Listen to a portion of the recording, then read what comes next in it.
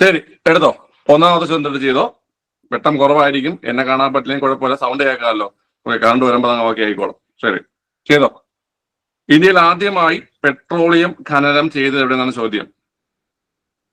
ഇന്ത്യയിൽ ആദ്യമായി പെട്രോളിയം ഖനനം ചെയ്തത് എവിടെയെന്നാണ് ചോദ്യം. വളരെ ഇന്ത്യയിൽ ആദ്യമായി പെട്രോളിയം ഖനനം ചെയ്ത് എവിടെ നേട്ട് കഴിഞ്ഞാല് ഓപ്ഷൻ സി ദിഗ്ബോയിലാണ് അല്ലെ. Option C ദിഗ്ബോയിലാണ്.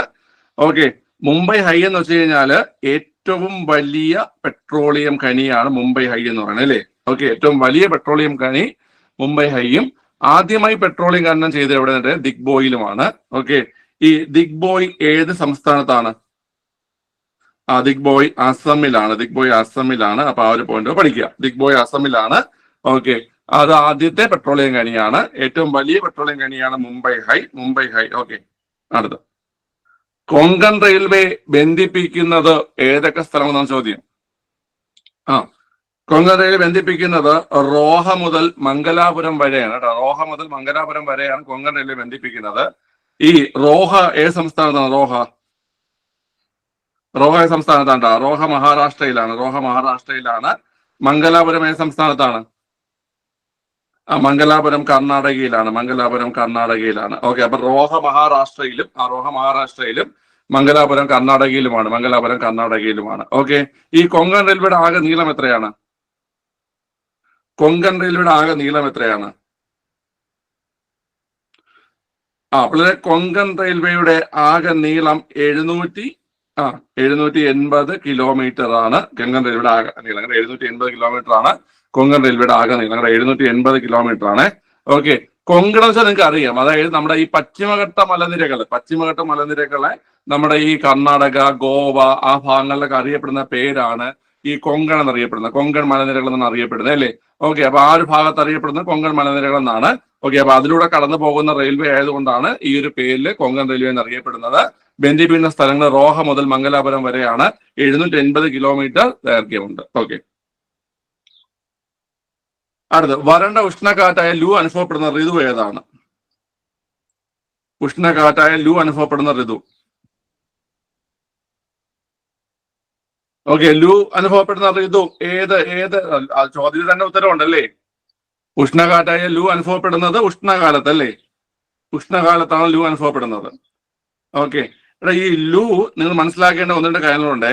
അതായത് നമ്മുടെ ഈ രാജസ്ഥാൻ ഏപ്രിൽ മെയ് മാസങ്ങളിലാണ് രാജസ്ഥാൻ ഭാഗത്ത് നിന്ന് നമ്മുടെ എങ്ങോട്ടാണ് ഉത്തര മഹാസമതല ഭാഗത്തേക്ക് വീശുന്ന ഉഷ്ണക്കാറ്റാണ് ഏത്? ലൂ എന്ന് പറയുന്നത്. മനസ്സിലായ? അതായത് നമ്മുടെ ഏപ്രിൽ മെയ് മാസങ്ങളിലായിട്ട് ഇവിടെ നിന്ന് നമ്മുടെ രാജസ്ഥാൻ ഭാഗത്ത് നിന്നിട്ട് എങ്ങനെ ഉത്തര മഹാസമുദ്ര ഭാഗത്തേക്ക് വീശുന്ന കാറ്റാണ് ഏത്? ലൂ എന്ന കാറ്റ്. ഓക്കെ,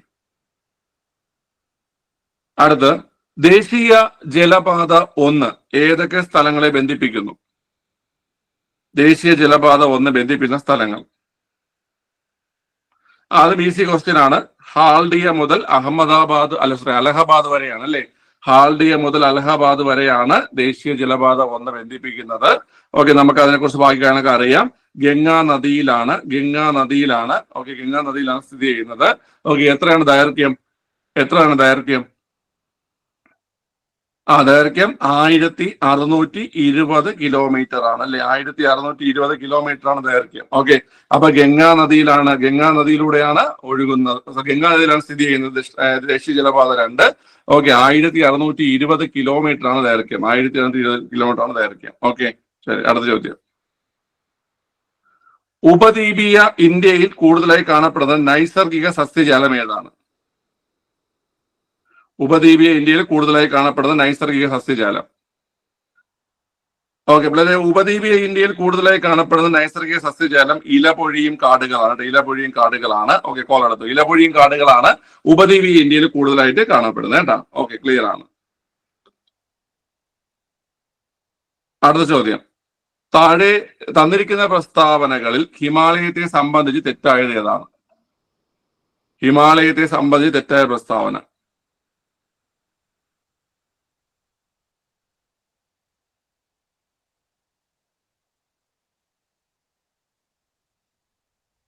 ഓക്കെ, ഹിമാലയത്തില് തേയില കൃഷി ചെയ്യുന്നുണ്ട്. കുങ്കുമപ്പൂവ്, ഉരുളക്കിഴങ്ങ്, ബാർലി എന്നിവ കൃഷി ചെയ്യുന്നുണ്ട്. ഓറഞ്ച്, ആപ്പിൾ തുടങ്ങിയ ഫലവർഗ്ഗങ്ങൾ കൃഷി ചെയ്യാറുണ്ട്. ഓക്കെ. പരുത്തി കൃഷി ചെയ്യുന്ന മേഖല എന്ന പ്രസ്താവന തെറ്റാണ്. അതാണ് ആൻസർ. പരുത്തി കൃഷി ചെയ്യുന്ന, അപ്പൊ തെറ്റായതല്ല ചോദിച്ചിട്ടുള്ളത്. പരുത്തി കൃഷി ചെയ്യുന്ന മേഖല അല്ല ഹിമാലയം എന്ന് പറയുന്നത്. ഓക്കെ. തേയില കൃഷിയുണ്ട്, അതുപോലെ തന്നെ കുങ്കുമപ്പൂവ്, ഉരുളക്കിഴങ്ങ്, ബാർലി എന്നിവ കൃഷി ചെയ്യുന്നുണ്ട്. ഓറഞ്ച്, ആപ്പിൾ തുടങ്ങിയ ഫലവർഗ്ഗങ്ങൾ കൃഷി ചെയ്യുന്നുണ്ട്. എന്നാൽ എന്ത് ചെയ്യുന്നില്ല അവിടെ? പരുത്തി കൃഷി ചെയ്യുന്നില്ല. പരുത്തി കൃഷി ചെയ്യുന്നില്ല. ഓക്കെ അല്ലേ? പരുത്തി കൃഷി ചെയ്യണമെങ്കിൽ കറുത്ത മണ്ണ് ആവശ്യമാണ് അല്ലേ? കറുത്ത മണ്ണ് ആവശ്യമാണ് പരുത്തി കൃഷിക്ക്. ഓക്കെ. നമ്മുടെ ഹിമാലയ ഭാഗത്തൊക്കെ കൂടുതലും കാണപ്പെടുന്നത് പർവ്വത മണ്ണാണ്. പർവ്വത മണ്ണാണ് കൂടുതലും കാണപ്പെടുന്നത്. അടുത്ത്, ഇന്ത്യയിലെ പീഠഭൂമികളിൽ വലിപ്പം കൂടിയത് ഏതാണ്? ഏറ്റവും വലിയ പീഠഭൂമി ഏതാ? ഈസി ക്വസ്റ്റ്യൻ ആണ്. ഡെക്കാൻ പീഠഭൂമിയാണ് ഏറ്റവും വലിയ പീഠഭൂമി അല്ലെ? ഇന്ത്യയിലെ പീഠഭൂമിയിൽ ഏറ്റവും വലുത് ഏതാന്ന് കേട്ട് കഴിഞ്ഞാൽ ഡെക്കാൻ പീഠഭൂമിയാണ്. ഓക്കെ, ഡെക്കാൻ പീഠഭൂമിയാണ് ഏറ്റവും വലുത്. ഡെക്കാൻ പീഠഭൂമിയിൽ തന്നെ ഒരു ഈസി ക്വസ്റ്റ്യൻ ഉണ്ട്. അതായത് ഈ ഡെക്കാൻ പീഠഭൂമിയിൽ കാണപ്പെടുന്നതിൽ കൂടുതലായി കാണപ്പെടുന്ന മണ്ണിനം ഏതെന്ന്? ഏതാണ്? ഡെക്കാൻ പീഠഭൂമിയിൽ കൂടുതലായി കാണപ്പെടുന്ന മണ്ണിനം കറുത്ത മണ്ണാണ് അല്ലെ? കറുത്ത മണ്ണാണ്. ഡെക്കാൻ പീഠഭൂമിയിൽ കൂടുതലായി കാണപ്പെടുന്ന മണ്ണിനം കറുത്ത മണ്ണാണ്. ഓക്കെ. ഈ കറുത്ത മണ്ണിനെ നമ്മൾ വേറൊരു പേരിലും വിളിക്കും. എന്താ വിളിക്കുന്നത്? കറുത്ത മണ്ണിന്റെ വേറെ പേരെന്താണ്? റിഗർ സോയിൽ അല്ലെ? റിഗർ സോയിൽ എന്നറിയപ്പെടും. റിഗർ സോയിൽ. റിഗർ സോയിൽ എന്നറിയപ്പെടുന്നത് കറുത്ത മണ്ണിനെയാണ്. റിഗർ സോയിൽ അല്ലെ? റിഗർ മണ്ണ് എന്നറിയപ്പെടുന്നതും ഏതാണ്ട് ഈ കറുത്ത മണ്ണിനെയാണ്. അതുപോലെ തന്നെ ഈ ഡെക്കാൻ പീഠഭൂമിയുടെ ആകൃതി എന്താണ്? ഡെക്കാൻ പീഠഭൂമിയുടെ ആകൃതി ത്രികോണാകൃതിയാണ് അല്ലെ? ത്രികോണാകൃതിയാണ്. ഓക്കെ, ത്രികോണാകൃതിയാണ് ഡെക്കാൻ പീഠഭൂമിയുടെ ആകൃതി. നമ്മുടെ പുതിയ പാർലമെന്റ് മന്ദിരത്തിന്റെ ആകൃതി എന്താണ്? പുതിയ പാർലമെന്റ് മന്ദിരത്തിന്റെ ആകൃതിയും ത്രികോണാകൃതിയാണ് അല്ലെ? പുതിയ പാർലമെന്റ് മന്ദിരത്തിന്റെ ആകൃതിയും ഏതാണ്? ത്രികോണാകൃതിയാണ്. ഓക്കെ, ശരി. അടുത്ത, താഴെ നൽകിയിരിക്കുന്ന സൂചനകൾ വായിച്ച് വിള ഏതെന്ന് കണ്ടെത്തുക. ഇന്ത്യയിൽ ഉൽപാദനത്തിൽ 2ാം സ്ഥാനത്തുള്ള ഭക്ഷ്യവിള റാബി വിളയാണ്. 10 ഡിഗ്രി സെൽഷ്യസ് മുതൽ 26 ഡിഗ്രി സെൽഷ്യസ് വരെ താപവും 75 സെന്റിമീറ്റർ മഴയും ആവശ്യമാണ്. പിള്ളേരെ, ആൻസർ ഓപ്ഷൻ എ ഗോതമ്പാണ് അല്ലെ? ഉൽപാദനത്തിൽ 2ാം സ്ഥാനത്താണ്. റാബി വിളയാണ്. 10 ഡിഗ്രി സെൽഷ്യസ് താപനില മുതൽ 26 ഡിഗ്രി സെൽഷ്യസ് താപനില വരെ ആവശ്യമാണ്. ഗോതമ്പിന് എത്ര മഴ വേണം? 75 സെന്റിമീറ്റർ മഴയും ഗോതമ്പിന് ആവശ്യമാണ്. ഓക്കെ. നിങ്ങൾ നെല്ലൊന്ന് പറഞ്ഞേ. ഉൽപാദനത്തിൽ 1ാം സ്ഥാനത്തുള്ളത് നെല്ലാണ്. നെല്ല് എന്ത് വിളയാണ്? നെല്ല് ഒരു ഖാരിഫ് വിളയാണ് കേട്ടോ. നെല്ല് അതുപോലെ ചോളമൊക്കെ ഖാരിഫ് വിളയാണ്. ഓക്കെ. നെല്ലിന് എത്രയാണ് വേണ്ട താപനില എത്രയാണ്? 24 ഡിഗ്രി സെൽഷ്യസിൽ കൂടിയ താപനിലയാണ് നെല്ലിന് ആവശ്യമായിട്ടുള്ളത്. 24 ഡിഗ്രി സെൽഷ്യസ് കൂടിയ താപനില നെല്ലിന് ആവശ്യമായിട്ടുള്ളത്. അത് മാത്രമല്ല, 150 സെന്റിമീറ്ററിൽ കൂടുതൽ മഴയും ആവശ്യമാണ്. 150 സെന്റിമീറ്റർ കൂടുതൽ മഴയും ആർക്ക് ആവശ്യമാണ്? നെല്ലിന് ആവശ്യമാണ്. ഓക്കെ. അപ്പൊ ഉൽപാദനത്തിൽ 1ാം സ്ഥാനത്തുള്ള ഭക്ഷ്യവിള ചോദിക്കുകയാണെങ്കിൽ നെല്ലാണ്. നെല്ലൊരു ഖാരിഫ് വിളയാണ്. 24 ഡിഗ്രി സെൽഷ്യസിൽ കൂടിയ താപനിലയും 150 സെന്റിമീറ്ററിൽ കൂടിയ മഴയും നെൽകൃഷിക്ക് ആവശ്യമാണ്. ഓക്കെ. അതുപോലെ തന്നെ ഗോതമ്പ് 2ാം സ്ഥാനത്താണ്. റാബി വിളയാണ്. 10 ഡിഗ്രി സെൽഷ്യസ് മുതൽ 26 ഡിഗ്രി സെൽഷ്യസ് വരെ താപവും 75 സെന്റിമീറ്റർ മഴയും ആവശ്യമാണ്. കറണ്ട് ഒരു സെക്കൻഡ്. കറണ്ട് വന്നിട്ട് ഇവിടെ റൂമിൽ ലൈറ്റ് ഇട്ടിട്ടില്ല. ഒരു സെക്കൻഡ്.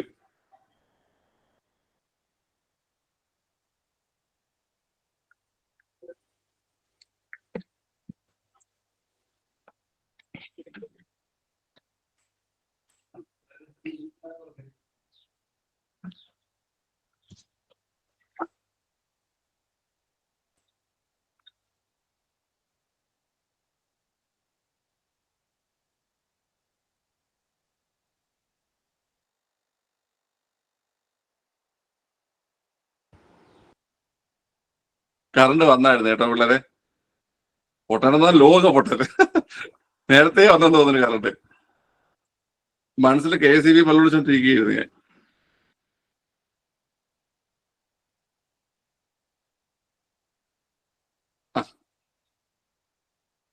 ഓക്കേടാ. അപ്പം ഗോതമ്പ് നെല്ലൊക്കെ മനസ്സിലായല്ലോ. കുറച്ചായുള്ള. ഓഹോ, എന്നിട്ടാണ് പറയാത്തത്. മെസ്സേജ് ഒക്കെ കമന്റ് ചെയ്യാത്തത്.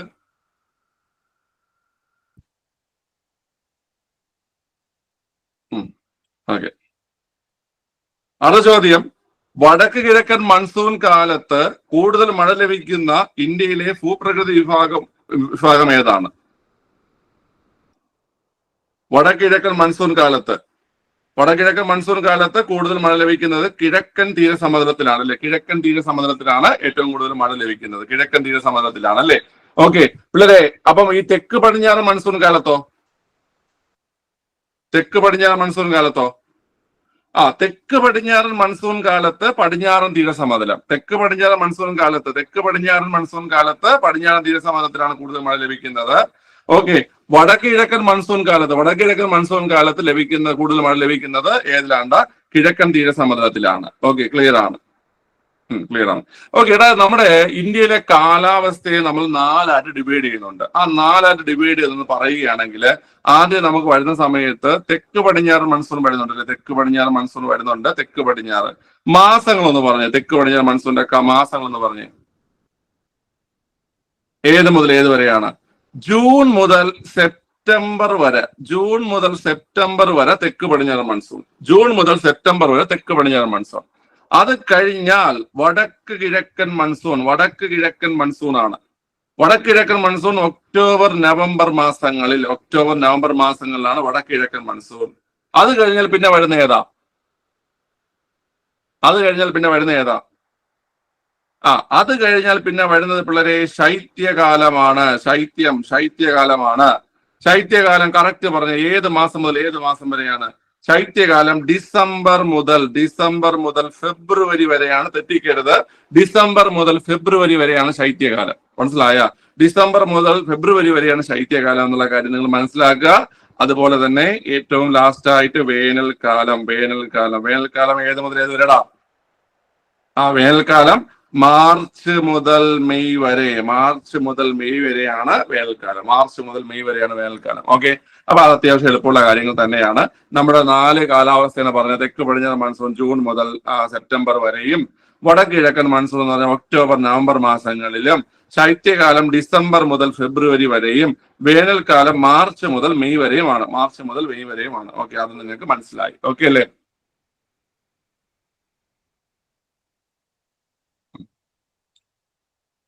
ഓക്കെ, നമ്മളെ അടുത്ത ക്വസ്റ്റ്യൻ. ഇനി കേരളത്തിന് ലഭിക്കുന്ന ശരാശരി മഴ എത്രയാണ് ഒരു വർഷം? കേരളത്തിന് ഒരു വർഷം ലഭിക്കുന്ന ശരാശരി മഴ എന്ന് പറഞ്ഞു കഴിഞ്ഞാൽ 300 സെന്റിമീറ്റർ. എത്രയാണ്? 300 സെന്റിമീറ്റർ മഴ നമുക്ക് ഒരു വർഷം ശരാശരി ലഭിക്കുന്നുണ്ട്. ഏറ്റവും കൂടുതൽ മഴ ലഭിക്കുന്നത് തെക്ക് പടിഞ്ഞാറൻ മൺസൂണിൽ നിന്ന് തന്നെയാണ്. ഏറ്റവും കൂടുതൽ മഴ കേരളത്തിലും ഇന്ത്യക്കും ലഭിക്കുന്നത് തെക്ക് പടിഞ്ഞാറൻ മൺസൂണിൽ നിന്ന് തന്നെയാണ്. ഓക്കെ, ശരി. തഞ്ചാവൂർ ഏത് നദീതീരത്ത് സ്ഥിതി ചെയ്യുന്നു? തഞ്ചാവൂർ സ്ഥിതി ചെയ്യുന്നത് ഏത് നദീതീരത്താ? കാവേരി നദീതീരത്താണ് തഞ്ചാവൂർ സ്ഥിതി ചെയ്യുന്നത് അല്ലേ? കാവേരി നദീതീരത്താണ് തഞ്ചാവൂർ സ്ഥിതി ചെയ്യുന്നത്. ഓക്കെ, അടുത്ത ലിബു ലേഗ് ചുരം ബന്ധിപ്പിക്കുന്നത് ഏതൊക്കെ പ്രദേശങ്ങളെയാണ്? ലിബു ലേഗ് ചുരം ബന്ധിപ്പിക്കുന്നത് ഉത്തരാഖണ്ഡിനെയും ടിബറ്റിനെയുമാണ്. ലിബു ലേഗ് ചുരം ബന്ധിപ്പിക്കുന്നത് ഉത്തരാഖണ്ഡിനെയും ടിബറ്റിനെയുമാണ് അല്ലെ? അതുപോലെ തന്നെ ഹിമാചൽ പ്രദേശിനെയും ടിബറ്റിനെയും ബന്ധിപ്പിക്കുന്നത് ഏത് ചുരമാണ്? ഹിമാചൽ പ്രദേശിനെയും അത് ഷിപ്കില ചുരമാണ് ഹിമാചൽ പ്രദേശിനെയും ടിബറ്റിനെയും ബന്ധിപ്പിക്കുന്നത്. അപ്പൊ ഹിമാചൽ പ്രദേശിനെയും ടിബറ്റിനെയും ബന്ധിപ്പിക്കുന്ന ഏതാണ്ട് ഷിപ്കില ചുരമാണ്. ഹിമാചൽ പ്രദേശിനെയും ടിബറ്റിനെയും ബന്ധിപ്പിക്കുന്ന. ഒരു സെക്കൻഡ്.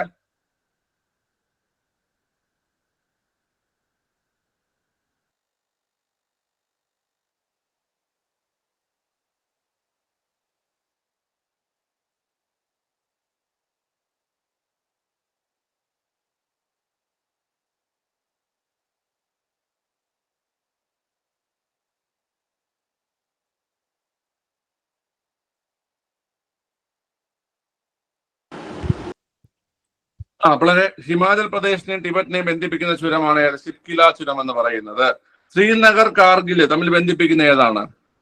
ശ്രീനഗർ കാർഗിൽ ഏതാണ്ട സോജില ചുരം. ശ്രീനഗർ കാർഗിൽ ബന്ധിപ്പിക്കുന്നത് ഏതാണ്ട സോജില ചുരമാണ് അല്ലെ? സോജില ചുരം. ഓക്കെ, നമ്മൾ പറഞ്ഞു സോജിലയുടെ കല്യാണത്തിന് സ്ത്രീധനമായിട്ട് കാറ് കൊടുത്തു അല്ലെ? സോജിലയുടെ കല്യാണത്തിന് സ്ത്രീധനമായിട്ട് കാറ് കൊടുത്തു എന്നൊക്കെ പറഞ്ഞാൽ നമ്മൾ എന്ത് ചെയ്തിട്ടുണ്ട്? കണക്ട് ചെയ്ത് വെച്ചിട്ടുണ്ട്. ഓക്കെ, ക്ലിയർ ആണ്. അടുത്ത ചോദ്യം. ചുവടെ തന്നിരിക്കുന്ന നദികളിൽ അറബിക്കടലിൽ പതിക്കുന്നവ ഏതൊക്കെ? അറബിക്കടലിൽ പതിക്കുന്നവ ഏതൊക്കെ എന്നാണ് ചോദ്യം. കണ്ടുപിടി.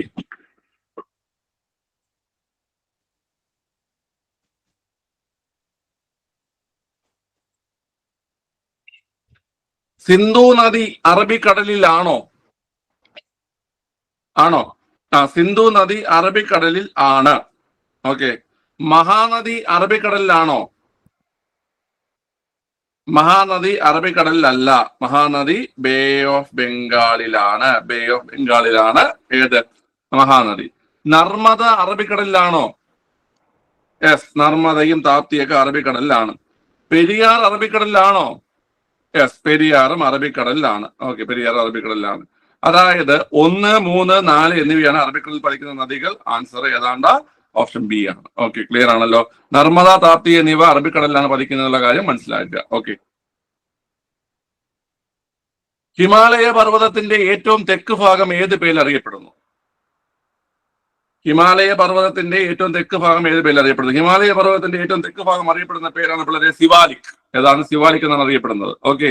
എന്നാൽ ഹിമാലയ പർവ്വതത്തിന്റെ വടക്ക് ഭാഗം അറിയപ്പെടുന്ന പേരെന്താ? വടക്ക് ഹിമാദ്രി. ഓക്കെ. തെക്ക് ഭാഗത്ത് സിവാലിക്. രണ്ടിന്റെയും ഇടയിൽ ഹിമാചൽ. അതായത് ഏറ്റവും മുകളിൽ ഹിമാദ്രി, അതിന്റെ താഴെ ഹിമാചല്, അതിന്റെ താഴെ സിവാലിക്. ഓക്കെ.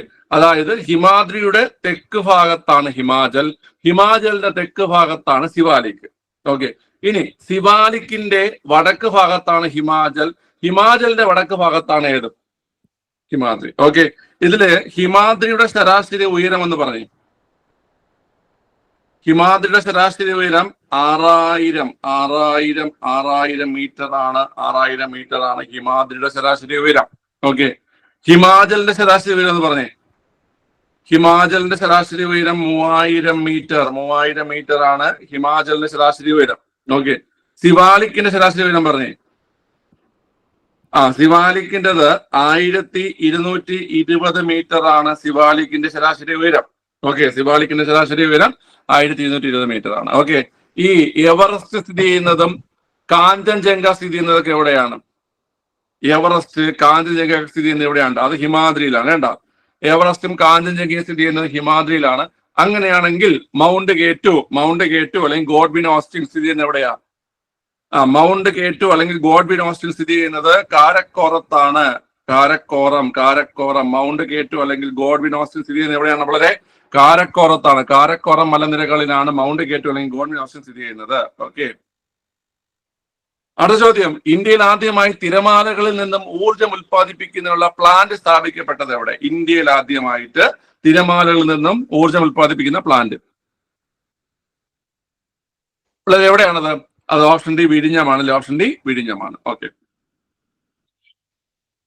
അടുത്ത. ഏറ്റവും നീളം കൂടിയ അന്താരാഷ്ട്ര അതിർത്തി പങ്കുവയ്ക്കുന്ന ഇന്ത്യൻ സംസ്ഥാനം ഏതാണ്? ഏറ്റവും നീളം കൂടിയ അന്താരാഷ്ട്ര അതിർത്തി പങ്കുവയ്ക്കുന്ന ഇന്ത്യൻ സംസ്ഥാനം ഏതാണ്? ഓക്കെ, നമ്മളത് പഠിച്ചു. ഏറ്റവും നീളമുള്ള അന്താരാഷ്ട്ര അതിർത്തി ആർക്കാണ്? അത് പശ്ചിമ ബംഗാളിലാണ് എന്നുള്ള കാര്യം നമ്മൾ പഠിച്ചതാണ്. ഏറ്റവും നീളം കൂടിയ അന്താരാഷ്ട്ര അതിർത്തി ഏർക്കാണ്ട പശ്ചിമ ബംഗാളിലാണ് ഏറ്റവും നീളം കൂടിയ അന്താരാഷ്ട്ര അതിർത്തി. ഓക്കെ. ഏറ്റവും നീളം കുറഞ്ഞ അന്താരാഷ്ട്ര അതിർത്തിയാ?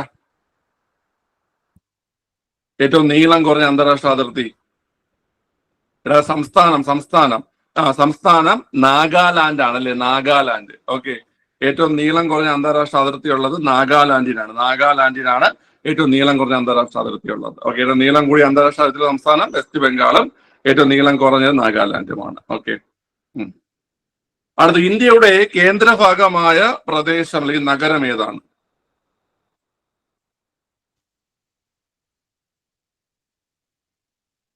ഇന്ത്യയുടെ കേന്ദ്രഭാഗമായ നഗരം എന്ന് കേട്ടോണ്ടേ ഡൽഹി പോയി എഴുതുന്നതില്ലേ. ഇന്ത്യയുടെ കേന്ദ്രഭാഗത്ത് സ്ഥിതി ചെയ്യുന്ന നഗരം നാഗ്പൂരാണ് അല്ലെ? നാഗ്പൂരാണ് ഇന്ത്യയുടെ കേന്ദ്രഭാഗത്ത് സ്ഥിതി ചെയ്യുന്ന നഗരം. ഓപ്ഷൻ ബി നാഗ്പൂരാണ് കേട്ടോ. ഓറഞ്ച് സിറ്റി ഏതാണ്? ഓറഞ്ച് സിറ്റി ഏതാണ്? ഓറഞ്ച് സിറ്റി നാഗ്പൂരാണ് അല്ലേ? പിങ്ക് സിറ്റി ഏതാ? പിങ്ക് സിറ്റി ജയ്പൂരാണ് അല്ലേ? പിങ്ക് സിറ്റി ജയ്പൂരാണ്. വൈറ്റ് സിറ്റി ഏതാണ്? വൈറ്റ് സിറ്റി, ശ്വേതനഗരം. വൈറ്റ് സിറ്റി ഉദയ്പൂർ ആണ് കേട്ടോ. ഉദയ്പൂർ ആണ് white city. Udaipur, Udaipur Rajasthan. Udaipur Rajasthan white city. Okay. Blue city ഏതാ? Blue city. Blue city Jodhpur Rajasthan. Blue city ഏതാണ്? Jodhpur Rajasthan. Okay. Orange city, orange city Nagpur ആണ്. പിങ്ക് സിറ്റി ജയ്പൂർ ആണ്. പിങ്ക് സിറ്റി ജയ്പൂർ ആണ്. അതുപോലെ തന്നെ വൈറ്റ് സിറ്റി അല്ലെങ്കിൽ ശ്വേതനഗരം ഏതാണ്ടാ? അത് ഉദയ്പൂർ ആണ്. അതുപോലെ തന്നെ ലാസ്റ്റ് പറഞ്ഞ ബ്ലൂ സിറ്റി, ബ്ലൂ സിറ്റി ഏതാണ്? ജോധ്പൂർ ആണ്, ജോധ്പൂർ. ഓക്കെ. ഡയമണ്ട് സിറ്റി ഏതാ? ഡയമണ്ട് സിറ്റി, ഡയമണ്ട് സിറ്റി വജ്രനഗരം, വജ്രനഗരം സൂററ്റ്. ഡയമണ്ട് സിറ്റി അല്ലെങ്കിൽ വജ്രനഗരം ഏതാണ്? സൂററ്റ് ആണ് അല്ലേ? Diamond city Surat. ഓക്കെ. പശ്ചിമഘട്ടത്തിലെ ബ്രഹ്മഗിരി കുന്നുകളിൽ നിന്നും ഉത്ഭവിക്കുന്ന നദി ഏത്? വളരെ പശ്ചിമഘട്ടത്തിലെ ബ്രഹ്മഗിരി കുന്നുകളിൽ നിന്ന് ഉത്ഭവിക്കുന്ന നദിയാണ് കാവേരി അല്ലേ? കാവേരി. പശ്ചിമഘട്ടത്തിലെ ബ്രഹ്മഗിരി കുന്നുകളിൽ നിന്നുള്ള തലക്കാവേരി നിന്ന് ഉത്ഭവിക്കുന്ന നദിയാണ് ഏത്? കാവേരി എന്നുള്ളത്. ആ സ്ഥലത്തിന്റെ പേര് തലക്കാവേരി എന്നാണ്. തലക്കാവേരി. ഓക്കെ. ആ നദി ഏതെന്ന് കഴിഞ്ഞാൽ കാവേരി നദിയാണ്. ഓക്കെ. അടുത്ത ചോദ്യം.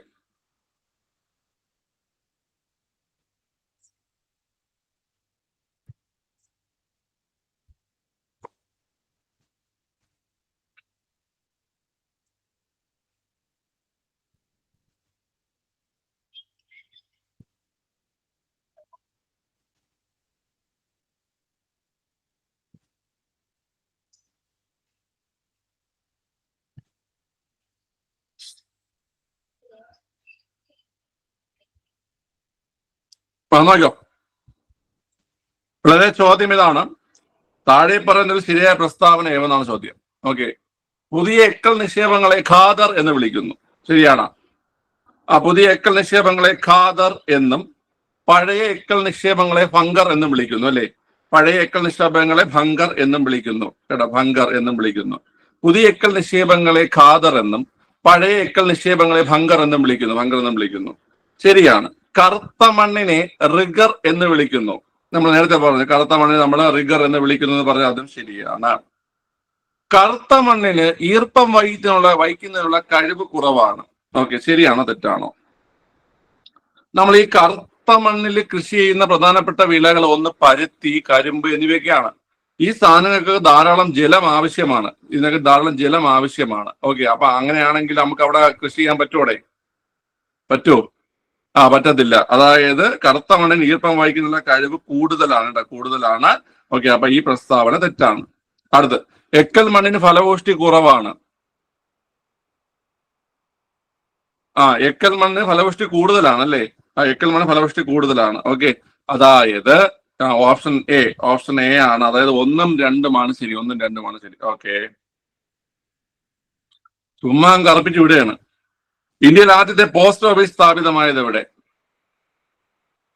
ഇന്ത്യയിൽ ആദ്യത്തെ പോസ്റ്റ് ഓഫീസ് സ്ഥാപിതമായത് എവിടെ എന്നാണ് ചോദ്യം.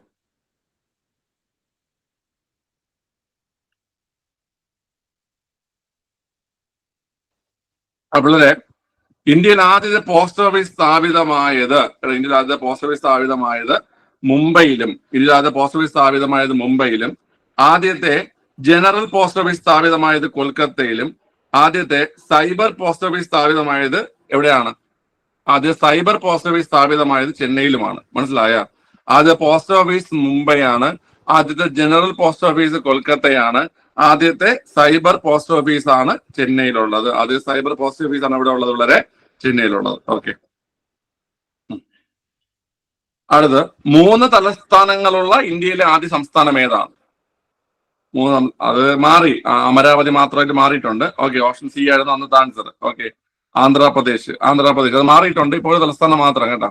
ഓക്കെ. അടുത്ത്, ഇന്ത്യയിലെ ഏറ്റവും വലിയ ജലസേചന കനാൽ ഏതാണ്? ഏറ്റവും വലിയ ജലസേചന കനാൽ ഇന്ത്യയിലെ ഏറ്റവും വലിയ ജലസേചന കനാൽ ഏതാ പിള്ളേരെ? ഓപ്ഷൻ ബി ഇന്ദിരാഗാന്ധി കനാലാണ്. ഇന്ദിരാഗാന്ധി കനാൽ ഏത് സംസ്ഥാനത്താ? ഇന്ദിരാഗാന്ധി കനാൽ ഏത് സംസ്ഥാനത്താ പിള്ളേരെ? ഇന്ദിരാഗാന്ധി കനാൽ രാജസ്ഥാനിലാണ് ഇന്ദിരാഗാന്ധി കനാല്. ഓക്കെ. ഏത് നദിയിലാ? സത്ലജ് നദിയിലാണല്ലേ പിള്ളേരെ? സത്ലജ് നദിയിലാണ്. ഓക്കെ. സത്ലജ് നദിയിലാണ്. ഓക്കെ, അപ്പൊ ഇന്ദിരാഗാന്ധി കനാൽ, ഇന്ത്യയിലെ ഏറ്റവും വലിയ ജലസേചന കനാലാണ് ഇന്ദിരാഗാന്ധി കനാൽ. ഓക്കെ, പെട്ടെന്ന് വാ. ഓക്കെ, രാജസ്ഥാൻ സംസ്ഥാനത്താണ്, സത്ലജ് നദിയിലാണ്. ഓക്കെ, പരുത്തി തുണി വ്യവസായത്തിൽ രണ്ടാം സ്ഥാനത്തേക്കുന്ന ഇന്ത്യൻ സംസ്ഥാനം ഏതാണ്? പരുത്തി തുണി വ്യവസായത്തിൽ രണ്ടാം സ്ഥാനത്തേക്കുന്ന സംസ്ഥാനമാണ് ചോദിച്ചിരിക്കുന്നത്. രണ്ടാം സ്ഥാനത്തേക്കുന്ന സംസ്ഥാനം വളരെ ഓപ്ഷൻ ഡി മഹാരാഷ്ട്രയാണ്. ഓക്കെ, ഒന്നാമത് നിൽക്കുന്നത് ഇപ്പൊ ഗുജറാത്താണ് കേട്ടോ. ഇപ്പൊ ഒന്നാമത് നിൽക്കുന്നത് ഗുജറാത്താണ്. ഇത് മാറി തിരിഞ്ഞു വരും. നിലവില് ഒന്നാമത് ഗുജറാത്തും രണ്ടാമത് മഹാരാഷ്ട്രയുമാണ് കേട്ടോ. രണ്ടാമത് മഹാരാഷ്ട്രയുമാണ്. ഓക്കെ, ക്ലിയർ ആണല്ലോ. നമുക്ക് രണ്ടാം സ്ഥാനമാണ് ചോദിച്ചിരിക്കുന്നത്. രണ്ടാം സ്ഥാനത്ത് ഇപ്പൊ മഹാരാഷ്ട്രയും, ഓക്കെ, ആദ്യ സ്ഥാനത്ത് ഇപ്പൊ ഗുജറാത്തുമാണ്. താഴെ തന്നിരിക്കുന്നതിൽ മടക്ക് പർവ്വത നിരയ്ക്ക് ഉദാഹരണം. ഓക്കെ, പിള്ളേരെ, അറ്റ്ലസ് ഒരു മടക്ക് പർവ്വതമാണ്. അതുപോലെ ആൽപ്സും ഒരു മടക്ക് പർവ്വതമാണ്. ഓക്കെ, അപ്പൊ അറ്റ്ലസും ആൽപ്സും എന്താണ്ട മടക്ക് പർവ്വതങ്ങൾ ആയതുകൊണ്ട് ആൻസർ ഏത് വരും? ആൻസർ ഓപ്ഷൻ ഡി വരും. Option D. Okay, answer option D ആണ്. ശരി, അടുത്ത് കനത്ത മഴയെ തുടർന്ന് പെട്ടെന്ന് ജലനിരപ്പ് ഉയരുന്ന പ്രതിഭാസം. കനത്ത മഴയെ തുടർന്ന് പെട്ടെന്ന് ജലനിരപ്പ് ഉയരുന്ന പ്രതിഭാസമാണ് ഏത്? മലവെള്ളപ്പാച്ചിൽ. ഏതാണ്? മലവെള്ളപ്പാച്ചിൽ. ഇതൊക്കെ SCERT സ്കൂൾ ടെക്സ്റ്റിലൊക്കെ ഉള്ള കാര്യങ്ങളാണ്. കനത്ത മഴയെ തുടർന്ന് ജലനിരപ്പ് പെട്ടെന്ന് ഉയരുന്ന പ്രതിഭാസമാണ് ഏത്? മലവെള്ളപ്പാച്ചിൽ. ഓക്കെ, നിങ്ങൾ ഈ വെള്ളപ്പൊക്കം ഒന്നും എഴുതരുത്. നമുക്ക് പെട്ടെന്നാകുമ്പം ജലനിരപ്പ് ഉയരുന്നു, വെള്ളം പൊങ്ങുന്നു, അങ്ങനെയൊക്കെ ചിന്തിച്ച് നമ്മൾ എന്ത് ചെയ്യാറുണ്ട്? വെള്ളപ്പൊക്കത്തിന് പിറകെ പോവാറുണ്ട്. അതിന്റെ ആൻസർ മലവെള്ളപ്പാച്ചിലാണ് കേട്ടോ. ഓക്കെ, ഇന്ത്യയിലെ ഏറ്റവും ഉയർന്ന ജനസംഖ്യയുള്ള സംസ്ഥാനം. ഇന്ത്യയിലെ ഏറ്റവും ഉയർന്ന ജനസംഖ്യയുള്ള സംസ്ഥാനം ഏതാ? Option A ഉത്തർപ്രദേശാണ്. ഉത്തർപ്രദേശാണ് ഏറ്റവും ഉയർന്ന ജനസംഖ്യ. ഓക്കെ, അങ്ങനെയാണെങ്കിൽ ഏറ്റവും കുറവ് എവിടെയാ? ഏറ്റവും കുറവ് ജനസംഖ്യ ഏറ്റവും കുറഞ്ഞ സംസ്ഥാനം സിക്കിമാണ്. ഏറ്റവും കുറഞ്ഞ സംസ്ഥാനം. ഓക്കെ, ഇന്ത്യൻ ജനസംഖ്യയുടെ എത്ര ശതമാനമാണ് കേരളത്തിലുള്ളത്? ഇന്ത്യൻ ജനസംഖ്യയുടെ എത്ര ശതമാനമാണ് കേരളത്തിലുള്ളത്? പിള്ളേരെ, ഇന്ത്യൻ ജനസംഖ്യയുടെ 2.79% കേരളത്തിലുള്ളത്. 2.79%. നിങ്ങൾ പറയുന്ന 1.18 എന്താണെന്ന് അറിയോ? 1.18%. ആകെ ഇന്ത്യയുടെ വിസ്തൃതിയില് ഇന്ത്യ എത്ര ആണെന്നാണ് ചോദ്യം. ആകെ ഇന്ത്യയുടെ വിസ്തൃതിയിൽ കേരളം എത്രയാണെന്ന്. ഓക്കെ, കേരളം എത്രയെന്നാണ് ചോദ്യം. ഓക്കെ, ക്ലിയർ ആണല്ലോ. അത് 1.18. ഇനി ഇന്ത്യൻ ജനസംഖ്യയിൽ കേരളം എത്രയാണ്? കേരളത്തിന്റെ ജനസംഖ്യ എത്രയെന്ന് കേട്ടാൽ 2.79%. നമ്മുടെ 2011 സെൻസസ് പ്രകാരം 2011. ഓക്കെ, വളരെ ഈ കേരളം ജനസംഖ്യയുടെ കാര്യത്തിൽ എത്രാം സ്ഥാനത്താ?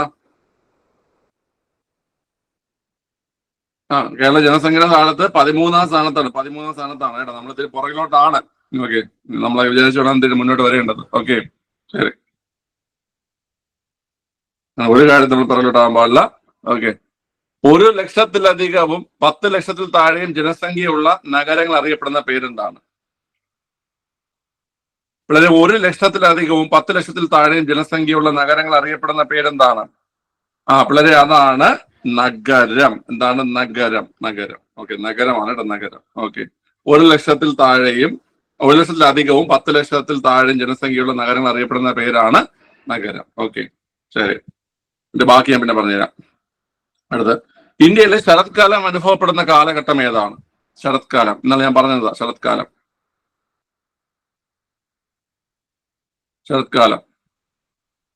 മറ്റേ ശിവഗിരി വശയെ ആ കോഡ് വെച്ച് ഓർത്താൽ മതി.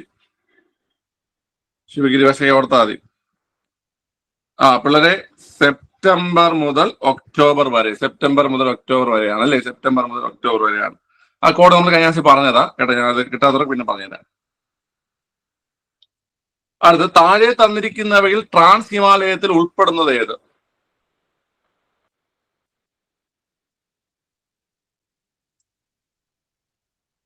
ഞാൻ പറഞ്ഞുതരാടാ, ഇത് പറഞ്ഞുതരാം. ഓക്കെ,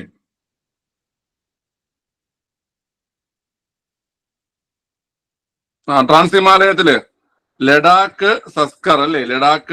പിന്നെ ഏതാ വരുന്നേ? ട്രാൻസ് ഹിമാലയത്തില് ലഡാക്കും സസ്കറും ലഡാക്ക്, സസ്കർ, കാരക്കോറം. കേട്ടോ, ലഡാക്ക്, സസ്കർ, കാരക്കോറം ഇത് മൂന്നുമാണ് ട്രാൻസ് ഹിമാലയത്തിൽ ഉൾപ്പെടുന്ന ഭാഗങ്ങൾ.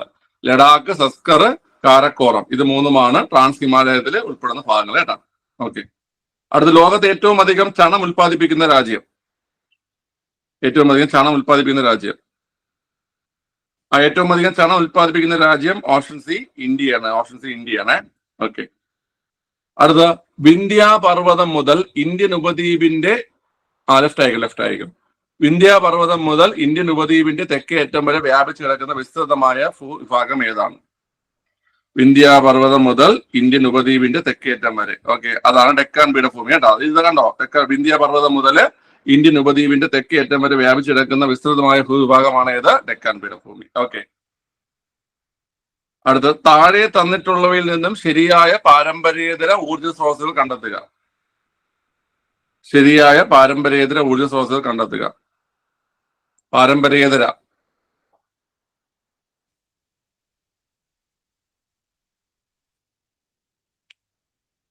ഓക്കെ, വളരെ നോക്കുന്ന സമയത്ത് സൗരോർജം പാരമ്പര്യേതരമാണ്. ജൈവവാതകവും സൗരോർജവും പാരമ്പര്യേതരം തന്നെയാണ്. ഓക്കെ, കാറ്റിൽ നിന്നുള്ള ഊർജവും പാരമ്പര്യേതരം തന്നെയാണ്. അതായത് ഓപ്ഷൻ സി വരും. ഓപ്ഷൻ സി വരും. 1, 2, 3. ഓപ്ഷൻ സി ആണ് ആൻസർ. ഓപ്ഷൻ സി ആണ് ആൻസർ. ഓക്കെ.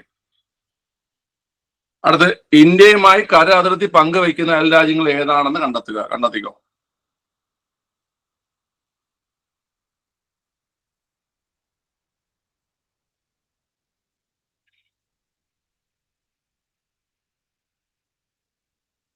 ഇന്ത്യയുമായി ചൈനയ്ക്ക് കര അതിർത്തി ഉണ്ട്, നേപ്പാളിനുണ്ട്, പാകിസ്ഥാനുണ്ട്, ഭൂട്ടാനുണ്ട്, അല്ലേ? എല്ലാവർക്കും ഉണ്ട്. അപ്പം ഓപ്ഷൻ ഡി വരും. ഓപ്ഷൻ ഡി ആണ് ആൻസർ. ഓക്കെ.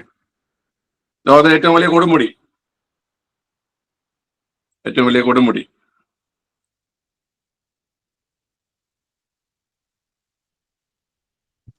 ഓപ്ഷൻ വന്നില്ലേ? എന്താ ഓപ്ഷൻ വരാത്തെ? ആർക്കും വന്നില്ലേടാ ഓപ്ഷൻ? ഇപ്പൊ വന്നല്ലോ ഓപ്ഷൻ. ഇല്ലേ, നെറ്റ്വർക്ക് പ്രശ്നമാണോ എന്തോ. ഒരു സെക്കൻഡ് എടാ, ഞാൻ വൈഫൈ ആണ് ചെയ്തോട്ടെ. വൈഫൈ. ഓക്കെ. ശരി, ലോകത്തിലെ ഏറ്റവും വലിയ കൊടുമുടിയാണ് മൗണ്ട് എവറസ്റ്റ്. മൗണ്ട് എവറസ്റ്റ് ആണ് ഏറ്റവും വലിയ കൊടുമുടി. മൗണ്ട് എവറസ്റ്റ് സ്ഥിതി ചെയ്യുന്നത് നേപ്പാളിലാണ്. മൗണ്ട് എവറസ്റ്റ് സ്ഥിതി ചെയ്യുന്നത് നേപ്പാളിലാണ്. ഓക്കെ, മൗണ്ട് എവറസ്റ്റിന്റെ ഉയരം എന്ന് പറഞ്ഞാൽ എത്രയാടാ?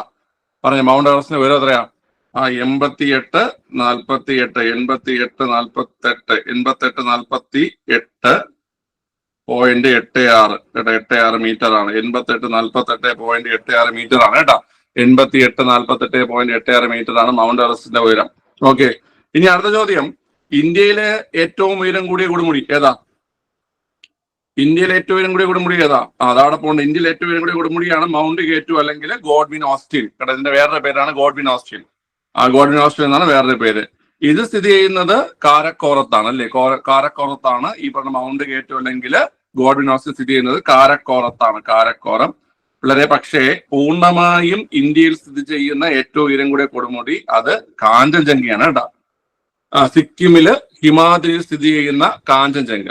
സിക്കിമില് ഹിമാദ്രിയിൽ സ്ഥിതി ചെയ്യുന്ന കാഞ്ചൻജംഗയാണ് ഇന്ത്യയിലെ ഏറ്റവും ഉയരം കൂടിയ കൊടുമുടി. ഇന്ത്യയിലെ ഏറ്റവും ഉയരം കൂടിയ കൊടുമുടി. ഓക്കെ.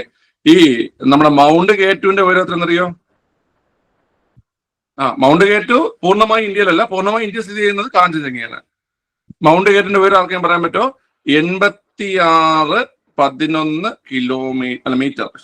86.11 മീറ്റർ ആണ്. SCRTയിൽ ഇത് 86.61 കിടപ്പുണ്ട്. കേട്ടാ, 86.61 കിടപ്പുണ്ട്. ഓക്കെ, നിങ്ങൾ 86.11 ആണ് ആൻസർ. കേട്ടോ, ഓപ്ഷൻ നോക്കിക്കോണം. ശരി, ഇനി അടുത്ത്, ഈ കാഞ്ചൻജംഗയുടെ ഉയരം എത്ര അറിയാമോ? കാഞ്ചൻജംഗയുടെ ഉയരം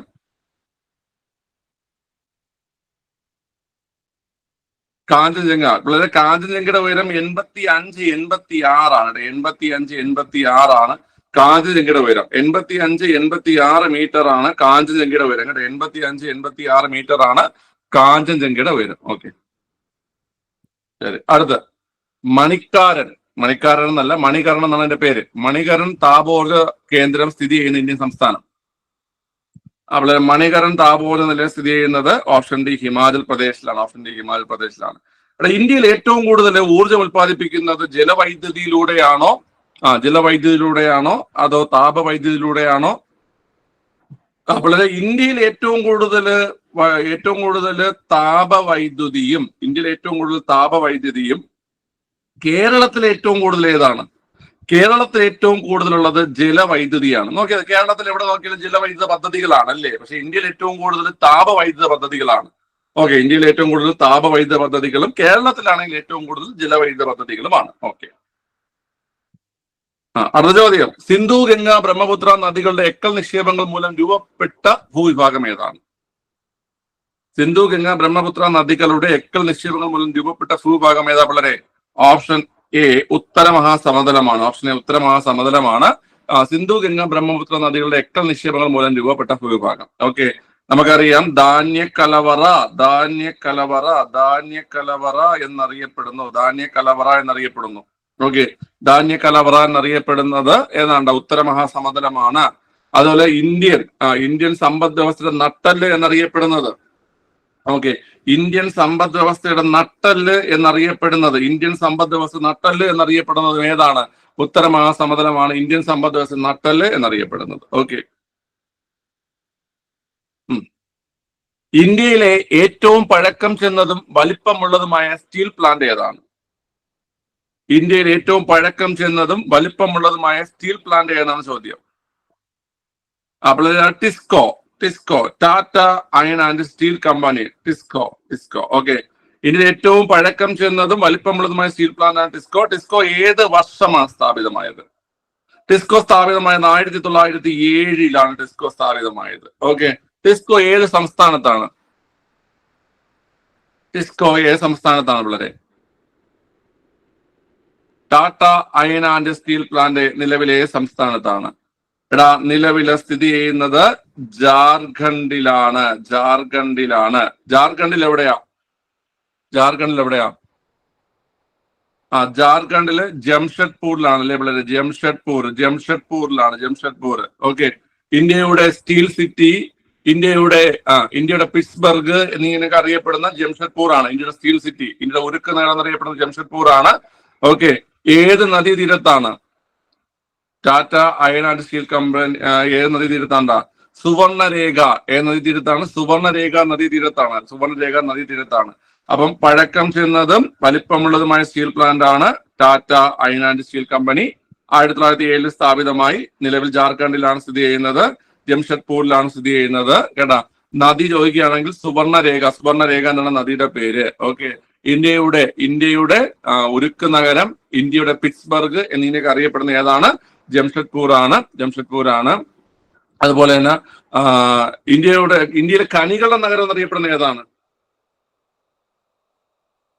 കനികളുടെ നഗരം എന്നറിയപ്പെടുന്നതും ഏതാണ്? നമ്മുടെ ഈ പറയുന്ന ജാർഖണ്ഡിലെ ധൻബാദ് ആണ്. മനസ്സിലായ? കനികളുടെ നഗരം എന്നറിയപ്പെടുന്നത് ജാർഖണ്ഡിലെ ധൻബാദാണ്. കനികളുടെ നഗരം എന്നറിയപ്പെടുന്നത്. ഇനി ഇന്ത്യയിലെ ആദ്യത്തെ ആസൂത്രിത വ്യാവസായിക നഗരം ഏതാണ്? ഇന്ത്യയിലെ ആദ്യത്തെ ആസൂത്രിത വ്യാവസായിക നഗരം, വളരെ ആസൂത്രിത വ്യാവസായിക നഗരം ജംഷഡ്പൂരാണ്. ഇന്ത്യയിൽ ആദ്യത്തെ ആസൂത്രിത വ്യാവസായിക നഗരം ഏതാണ്? ജംഷഡ്പൂരാണ്. ഇന്ത്യയിൽ ആദ്യത്തെ ആസൂത്രിത വ്യാവസായിക നഗരം ജംഷഡ്പൂരാണ്. ഓക്കെ, എന്നാൽ ഇന്ത്യയിൽ ആദ്യത്തെ ആസൂത്രിത നഗരം എന്ന് കേട്ട് കഴിഞ്ഞാൽ അത് ഏതാണ്? അത് ചണ്ഡീഗഡാണ്. മനസ്സിലായ? ഇന്ത്യയിൽ ആദ്യത്തെ ആസൂത്രിത നഗരം ചണ്ഡീഗഡും ആസൂത്രിത വ്യാവസായിക നഗരം ചോദിക്കുകയാണെങ്കിൽ ജംഷഡ്പൂരുമാണ് എന്നുള്ള കാര്യം ഓർത്തിരിക്കുക.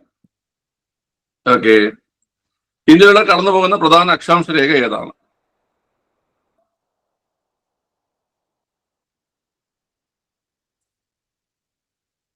ഇന്ത്യയിലൂടെ കടന്നു പോകുന്ന പ്രധാന അക്ഷാംശ രേഖ ഉത്തരായന രേഖയാണ്. 23 ഡിഗ്രി നോർത്ത്. ഇതൊക്കെ നമുക്ക് അറിയാവുന്നതിനെയാണ്. കടന്നു പോകുന്ന സംസ്ഥാനങ്ങളുടെ കോഡൊക്കെ നമ്മൾ ഡിസ്കസ് ചെയ്തിട്ടുണ്ട്. ഓക്കെ, അടുത്ത ഏറ്റവും ദൈർഘ്യമേറിയ ദേശീയപാത. ഇന്ത്യയിൽ ഏറ്റവും ദൈർഘ്യമേറിയ ദേശീയപാത എന്ന ചോദ്യം.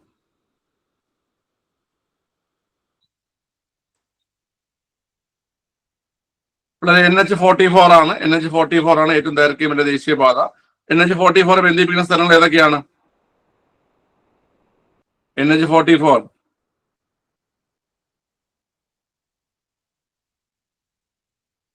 അതായത് NH-44 കന്യാകുമാരി ജമ്മു കാശ്മീർ അല്ലേ? ഓക്കെ, ജമ്മു കാശ്മീർ മുതൽ കന്യാകുമാരി വരെയാണ് NH-44. ഓക്കെ, അതുപോലെ തന്നെ മുംബൈയെയും മാംഗ്ലൂരിനെയും തമ്മിൽ ബന്ധിപ്പിച്ചുകൊണ്ട് പശ്ചിമ തീരത്തൂടെ കടന്നു പോകുന്ന പ്രധാന റെയിൽവേ ശൃംഖല. മുംബൈയെയും മാംഗ്ലൂരിനെയും നമ്മൾ നേരത്തെ പറഞ്ഞ ചോദ്യം വേറെ രീതിയിൽ ചോദിച്ചിരിക്കുന്നു കേട്ടോ. മഹാരാഷ്ട്രയിലെ റോഹ, അതുപോലെ ഈ മാംഗ്ലൂർ എന്ന് പറഞ്ഞു കഴിഞ്ഞാൽ മംഗലാപുരത്തിന്റെ പുതിയ പേരാണ് കേട്ടോ. മാംഗ്ലൂർ എന്ന് വെച്ചാൽ മംഗലാപുരത്തിന്റെ പുതിയ പേരാണ്. Option D Konkan railway. അടുത്ത് ഇന്ത്യൻ സമ്പദ് വ്യവസ്ഥ നട്ടെല്ല് എന്നറിയപ്പെടുന്ന പ്രദേശം നമ്മൾ നേരത്തെ പറഞ്ഞു. ഇന്ത്യൻ സമ്പദ് വ്യവസ്ഥ നട്ടെല്ല് എന്നറിയപ്പെടുന്നത് ഉത്തര മഹാസമതലമാണ് അല്ലേ?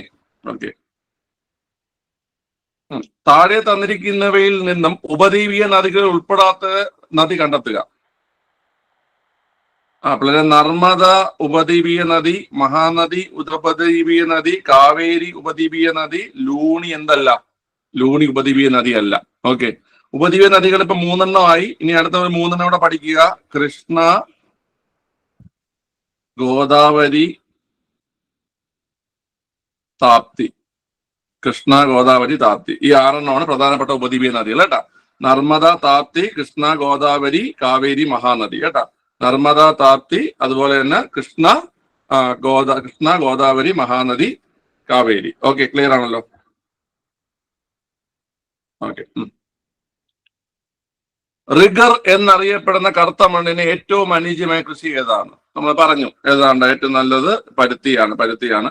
നെൽകൃഷിക്ക് ഏറ്റവും നല്ലത് ഏതാണ്? നെൽകൃഷിക്ക് അനുയോജ്യം എക്കൽ മണ്ണ്. നെൽകൃഷിക്ക് അനുയോജ്യം എക്കൽ മണ്ണ്. ഓക്കെ. അലുവിയൽ സോയിൽ എന്ന് പറയും. ഗോതമ്പ് കൃഷിക്ക് അനുയോജ്യം നീർവാഴ്ചയുള്ള എക്കൽ മണ്ണ്. നീർവാഴ്ചയുള്ള എക്കൽ മണ്ണാണ് ഗോതമ്പ് കൃഷിക്ക് അനുയോജ്യം. ഓക്കെ.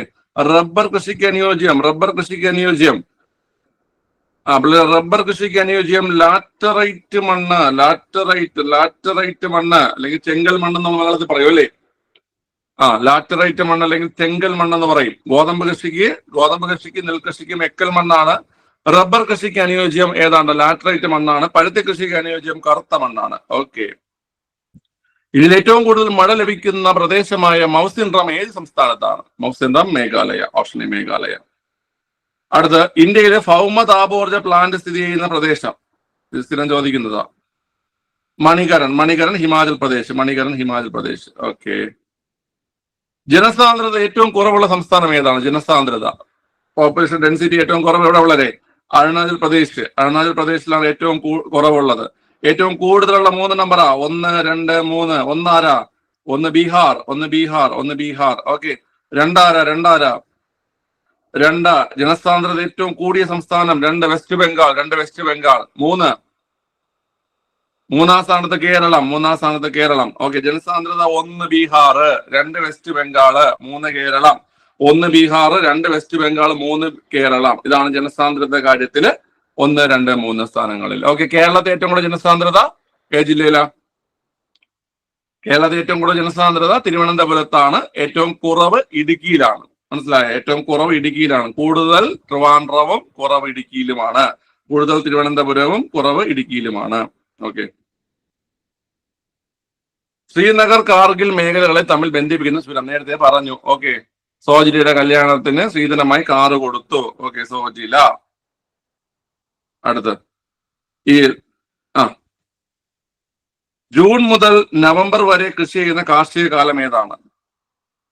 ജൂൺ മുതൽ നവംബർ വരെ കൃഷി ചെയ്യുന്ന കാർഷിക കാലം വളരെ ഖാരിഫ് ആണല്ലേ? ജൂൺ മുതൽ നവംബർ വരെ കൃഷി ചെയ്യുന്നത് ഏതാണ്ട് ഖാരിഫാണ്. ഓക്കെ, ശരി. അടുത്ത ബ്രഹ്മപുത്ര നദിയിൽ സാദിയ മുതൽ ധൂബ്രി വരെ നീണ്ടുകിടക്കുന്ന ജലപാത ഏതാണ്? സാദിയ, ധൂബ്രി, ധൂബ്രി എന്ന് പറഞ്ഞിട്ടുണ്ട്. പിള്ളേർ ഏതാണ്? NW2 ദേശീയ ജലപാത 2 ബ്രഹ്മപുത്ര നദിയിലാണ്. അടുത്ത് ഗോദാവരി നദിയുടെ പോഷക നദി ഏതാണ് തന്നിരിക്കുന്നതിൽ? ഇതിലെ ഗോദാവരി നദിയുടെ പോഷക നദി ഏതാണ്ട് അത് ശബരി നദിയാണ് അല്ലെ? ശബരി നദിയാണ് ഗോദാവരി നദിയുടെ പോഷക നദി. ഓക്കെ. അതുപോലെ ഭീമ നദി, ഭീമ കൃഷ്ണയുടെ പോഷക നദിയാണ്.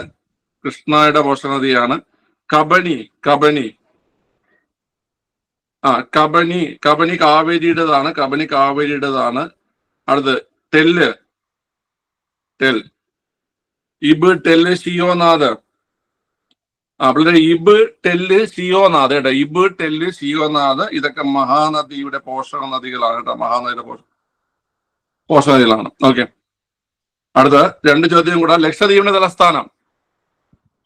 ലക്ഷദ്വീപിന്റെ തലസ്ഥാനം ഓപ്ഷൻ സി കവരത്തി. കവരത്തിയാണ് ലക്ഷദ്വീപിന്റെ തലസ്ഥാനം. കവരത്തിയാണ് അല്ലേ? ഓക്കെ, ശരി. നമ്മുടെ ഈ ആൻഡമാൻ നിക്കോബാറിന്റെ തലസ്ഥാനം ഏതാ? ആൻഡമാൻ. പോർട്ട് ബ്ലെയറിന്റെ പേരൊക്കെ മാറ്റി അറിയില്ലേ പിള്ളേരെ? പോർട്ട് ബ്ലെയറിന്റെ പേരൊക്കെ മാറ്റിയിട്ട് ശ്രീ വിജയപുരം എന്നാക്കിയിട്ടുണ്ട്. ഓക്കെ, നമ്മളെല്ലാം മാറ്റും. ഇപ്പൊ BSNL പേര് നമ്മൾ മാറ്റി നമ്മൾ കണ്ടായിരുന്ന. ഓക്കെ, BSNL കണക്ടിങ് ഇന്ത്യ മാറ്റിയിട്ട് കണക്ടിങ് ഭാരത് ആക്കിയായിരുന്നു. ഓക്കെ, നമ്മളെല്ലാം മാറ്റാൻ പോവുകയാണ്. എല്ലാം മാറ്റി നമ്മൾ അടിപൊളിയാക്കാൻ പോവുകയാണ്. ഓക്കെ, ശരി. ഹിമാചൽ പ്രദേശിനെയും ടിബറ്റിനെയും ബന്ധിപ്പിക്കുന്ന ചുരം ഏതാണ്? നമ്മൾ പറയും ഹിമാചൽ പ്രദേശിനെയും ടിബറ്റിനെയും ബന്ധിപ്പിക്കുന്ന ചുരം എന്ന് പറഞ്ഞു കഴിഞ്ഞാൽ ഏതാണ്ടാ? Okay, option A Shipki La. Himachal Pradesh Tibet ഏതാണ്ട് ഷിപ്കില. ഓക്കെ, ക്ലിയർ ആണ്. അപ്പൊ നമ്മൾ 51 ക്വസ്റ്റ്യൻ ചെയ്തു. 51 ക്വസ്റ്റ്യനാ ചെയ്തേ. 51 ഓക്കെ, ശരി. 51 ചോദ്യത്തില് നിങ്ങൾക്ക് എഴുതാൻ പറ്റുന്നതന്നെ ഓൾമോസ്റ്റ് എല്ലാം. ഓക്കെ, ചോദിക്കട്ടെ, ആരും 50 ഫുള്ള് ശരിയാക്കിയാലുണ്ടോ? 51 ശരിയാക്കിയവരുണ്ടോ? 50 ശരിയാക്കിയവരുണ്ടോ? ഇല്ല. 50 ശരിയാക്കിയവരുണ്ടോ? 50 ഇല്ല. 49. അനലക്ഷ്മി, പ്രിയ, വിഷ്ണു, രോഹിണി, പ്രിയങ്ക, ശിവപ്രിയ, ദിവ്യ, രേഷ്മ, മിഥുൻ, ഇത്രയും പേര് 49 ശരിയാക്കിയവരുണ്ടല്ലേ? ഓക്കെ, രേഷ്മ രാജു 48.4. ഓക്കെ, നമുക്ക് ഇതിലൊരു 35 ഈസി ആയിട്ട് വാങ്ങാൻ പറ്റും അല്ലേ? 35 മുകളിലോട്ട് മാർക്കുള്ള എല്ലാവരും കമന്റ് ചെയ്തിട്ട് ഓടിപ്പോക്കോ. ഓക്കെ,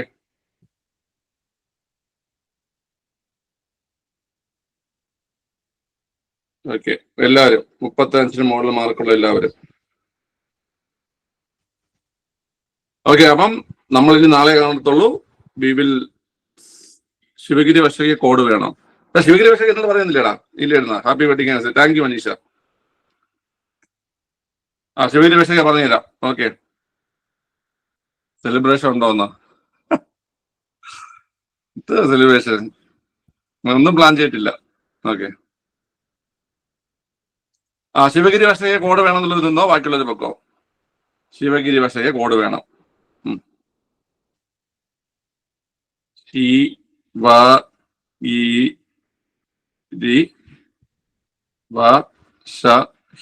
ഇങ്ങനെയാണ് പറയുന്നത്. ശിവഗിരി വശകെ എന്ന് വരും.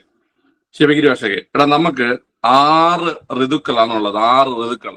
6 ഋതുക്കൾ എന്ന് വെച്ച് കഴിഞ്ഞാല് എടാ, ശിശിരം, വസന്തം, ഗ്രീഷ്മം, വർഷം, ശരത്കാലം, ഹേമന്തം. ഓക്കെ, ഇതാണ് ശിവഗിരി വശകെ. എടാ, ശിശിരം, ഷി എന്ന് വെച്ച് കഴിഞ്ഞാൽ ശിശിരമാണ്. വാ എന്ന് വെച്ച് കഴിഞ്ഞാൽ വസന്തമാണ്. ഗിരി എന്ന് പറഞ്ഞാൽ ഗ്രീഷ്മമാണ്. വീണ്ടും വാ എന്ന് പറഞ്ഞാൽ വർഷമാണ്. അടുത്ത ഷാ എന്ന് പറഞ്ഞു കഴിഞ്ഞാൽ ശരത്കാലമാണ്. ഹേ എന്ന് പറഞ്ഞാൽ ഹേമന്തമാണ്. ഓക്കെ, അതാണ് ശിവഗിരി വശകെ. അപ്പൊ ഈ 6 ഋതുക്കള് നമുക്ക് 12 മാസങ്ങളായിട്ടാണ് അനുഭവപ്പെടുന്നത്. 12 മാസങ്ങളിലായിട്ട്. ഓക്കെ, അപ്പോൾ 2 മാസം വെച്ചിട്ടാണ് ഒരു ഋതു പോകുന്നത്. അതായത് ശിവഗിരിയിലെ ശിശിരം എന്ന് പറഞ്ഞു കഴിഞ്ഞാൽ ആദ്യത്തെ 2 മാസം ജനുവരി ഫെബ്രുവരി ആദ്യ 2 മാസം ജനുവരി ഫെബ്രുവരി.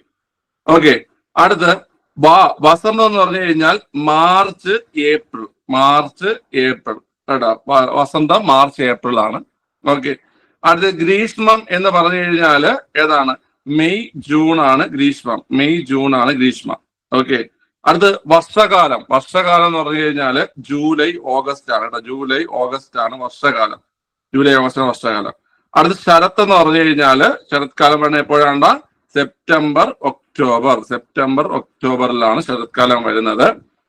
ഓക്കെ, ഹേമന്തം വരുന്നത് വെച്ച് കഴിഞ്ഞാല് നവംബർ ഡിസംബറിലാണ് ഹേമന്തം. ഇപ്പൊ നമുക്ക് നടന്നുകൊണ്ടിരിക്കുന്നത് എന്താണ്? ഹേമന്ത കാലമാണ്. ഓക്കെ, അപ്പൊ ഇത്രേ ഉള്ളൂ ശിവഗിരി വശ എന്ന് പറഞ്ഞു കഴിഞ്ഞാൽ 6 ഋതുക്കൾ നമുക്ക് ഓർഡറിൽ ഓർത്തിരിക്കാൻ പറ്റും. ഓക്കെ, ശിശിരം, വസന്തം, ഗ്രീഷ്മം, വർഷം, ശരത്കാലം, ഹേമന്തം. ഓക്കെ, ഇനി ആ 6 താഴോട്ട് എഴുതിയതിനു ശേഷം എന്ത് ചെയ്യുക? ഈ 12 മാസങ്ങളെ 2 വീതം എഴുതി കൊടുത്തു കഴിഞ്ഞാല് ഋതുക്കൾ പഠിക്കാനുള്ള കോഡ് ആയി കഴിഞ്ഞിരിക്കുന്നു. ഓക്കെ, മനസ്സിലായോ?